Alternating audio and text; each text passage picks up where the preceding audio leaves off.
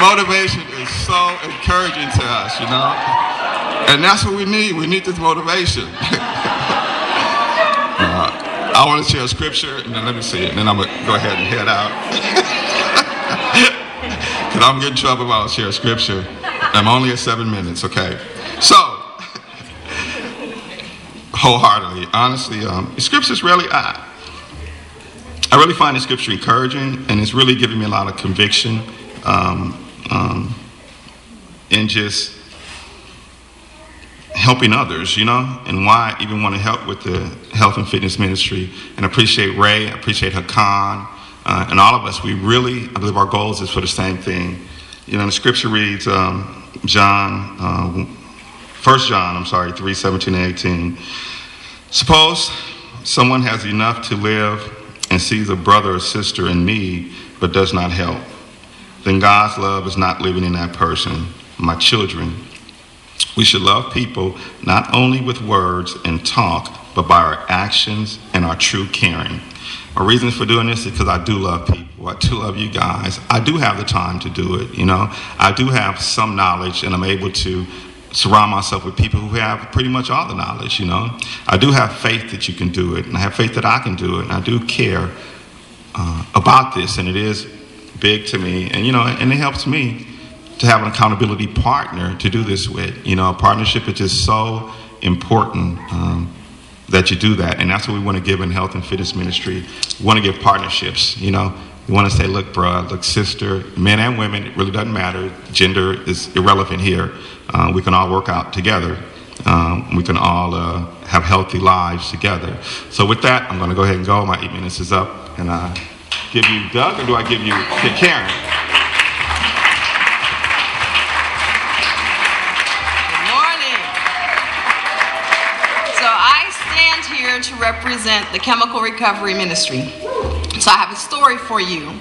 It was in 1997, and I was at a 4th of July barbecue. And at that time, I was on staff with the church. I had been working for the church for probably about 7 years, and was a great example at that time. But a friend of mine, who actually was my boss and my minister at that time, asked me to take his van and go pick up a friend for the barbecue. I'd been at the barbecue for about a couple hours, and I had had a couple beers at that time. But I really didn't think anything about it. I drank a couple beers before, never really any kind of issues. And so as I was driving to go pick up this guy, I came to an intersection, and I also have 2 children in the back seat of the van with me. I come to an intersection and pause, but if you're in LA, I was in South LA. If you're in South LA, a lot of times people park their vehicles all the way up to the very corner of the streets. And there were vans parked on the corner, so I could not see around them.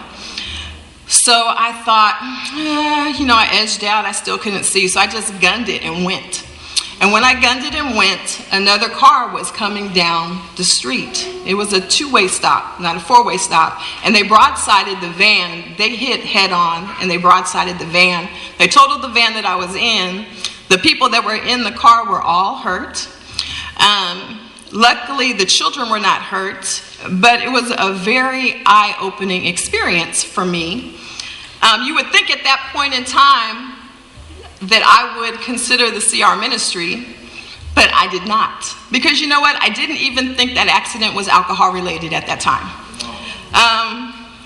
And so alcohol has always been a huge part of my life. My parents drank.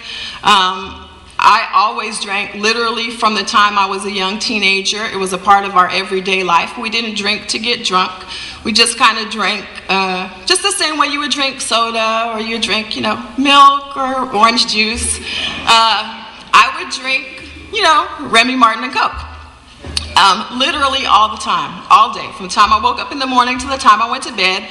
I didn't get drunk, never got drunk. Just kind of was the way I lived my life. It was the only way that I knew. And so I never really thought drinking was bad. Even as a Christian, I never thought drinking was bad. And we know the scripture, 1 Corinthians chapter 10, verse 23 and 24 says, everything is permissible, but not everything is beneficial. Everything is permissible, but not everything is constructive. Nobody should seek his own good, but the good of others. And so when I was raised, I also wasn't raised, as you can imagine, in a Christian home or a house that was influenced by God in any way.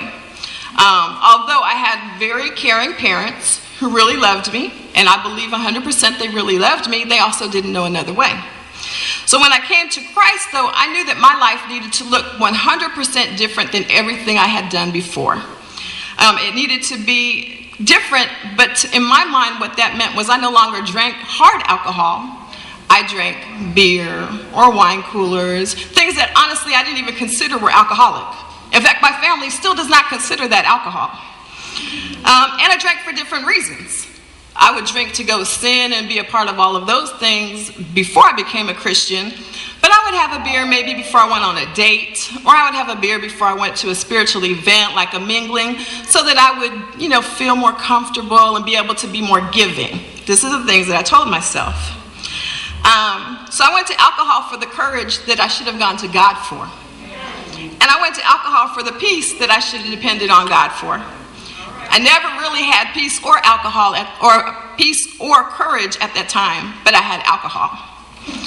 And so one day I was talking to my daughter. She was about 15 at the time, and she was pushing every button I had. And she took me to my limit, and I straight cursed her out.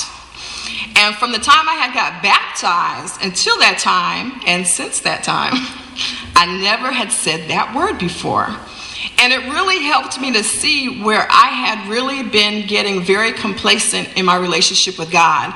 I was very comfortable being a part of the world and saying that I was not a part of it. It really woke me up. I cursed her out. She actually started laughing because she thought it was funny. I got my Bible. I went and read Acts chapter 2:37. When the people were cut to the heart when they saw their sin, they said, "What shall we do?" And in 2 Corinthians 7:8-11, the scripture talks about having godly sorrow that produces a change in you. And so I really took hold of these scriptures at that time and said, my life is not that much different than it was before I became a Christian. But I say things differently. And if people look at me when I'm at church, I look like I'm doing things differently. But if people came into my home and asked my daughter, what would she say? And she was not very happy with me at all. So I started CR in 2006, and I was mad, and I hated CR. I mean that from the depth of my soul, because alcohol had always been my very best friend, and my best friend was gone, and I didn't know how to live. So as I wrote my journal, and your journal is you write from the very first time you ever used till the very last time you ever used, and you write what you used, what happened, and how you felt. As I wrote my journal, I started to really clearly see how my dependence and my relationship with alcohol stopped me from being able to be dependent on God and have a relationship with Him, and also other people around me in my life. It really helped me to see how much alcohol affected my entire life. My parents raising me, even though they were not abusive, they just weren't connected to me. There were whole periods of time that my parents really never input my life. My teenage years, my parents weren't there. They worked full time, and then they did the things that they did, but I really had no connection. So they weren't involved in my life, and then I saw I was doing exactly the same thing to my daughter. She pretty much had everything she needed except for her mother. She needed her mother to guide her and to cherish her, and I was not there for her.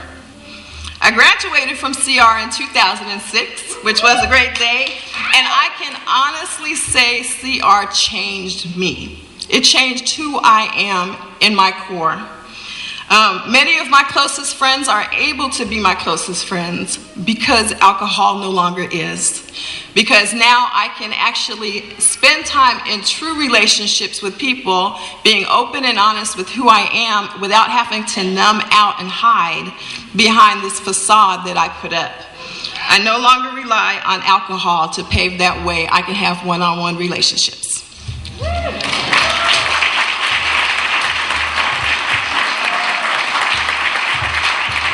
Now, I'm her BFF, just in case y'all didn't know.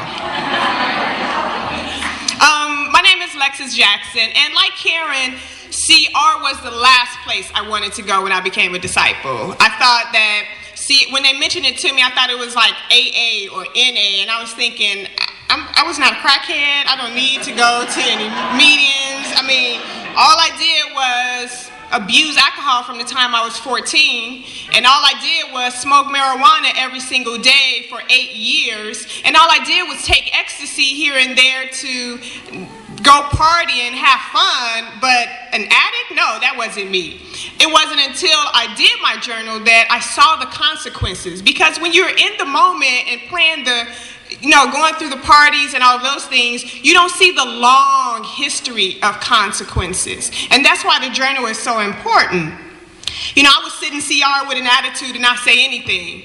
My CR partner would disciple me, and I would be like, well, God helped me to stop drinking and using drugs, so he'll keep me sober. And she asked me, well, what if this is the way he's going to do that? And it really convicted me, because I had never thought about that he would use CR to keep me sober. So here I am, still 11 years later, a part of CR and helping other people. And could I have stayed sober without CR? I don't know, maybe. But it's not something that I wanted to gamble with. People joke with me all the time, girl, you could just have a drink. You don't have to do all that crazy stuff that you used to do. But CR is not a joke to me. Sobriety is a part of my salvation, because one drink is what started the whole cycle for me. And so our body is extraordinary, and it has a memory. So when you start to do something you used to do, your body starts to go back to the way it was. It's been very challenging for me not being able to go to happy hours with coworkers, or disciples having events at bars and lounges and all of these things. And I struggled a lot with, God, why did I have to have this issue? Why can't I just be normal? And I come from a long line of drug and alcohol abusers. And they say that when you're a child or you're from a family of addicts, you're 4 times more likely to become an addict yourself. And so I battle with this thorn every day. But 2 Corinthians 12, 7 through 10 says, therefore, in order to keep me from becoming conceited, I was given a thorn in my flesh, a messenger of Satan to torment me. 3 times I pleaded with the Lord to take it away from me. But he said to me, my grace is sufficient for you, for my power is made perfect in weakness. Therefore, I will boast all the more gladly about my weaknesses, so that Christ's power may rest on me. That is why, for Christ's sake, I delight in weaknesses, in insults, in hardships, in persecution, in difficulties. For when I am weak, I am strong. And so I boast all the time about CR. People who know me know that I don't stop talking about CR. I whoop whoop and whoop whoop whenever CR is mentioned, because I know the power it has. And not just for me, but there are many other people who battle with the same thorn. Statistics say that 1 in every 7 people that use drugs or alcohol become addicts. And we reach out to these people, and we make disciples of the people in the world. And so when they come into the kingdom, the problem doesn't just go away. You just stop drinking. People become dry drunks, meaning they don't use or they don't abuse it like they used to, but they're not connected in their lives. People have to learn how to live sober and repair areas in their character that were damaged by using. You think about, you're putting ethanol into your body.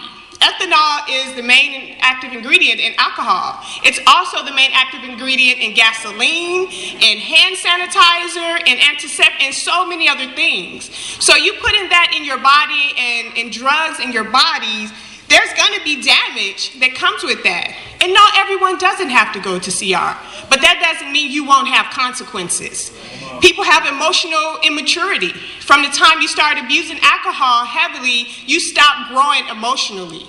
So when I became a disciple at 26, I had been using heavily since I was 14. So I had the emotional maturity of a 14-year-old. And just imagine that in a grown body, the emotional maturity, I would get in fights in the kingdom, like literally, it was crazy because I had not grown in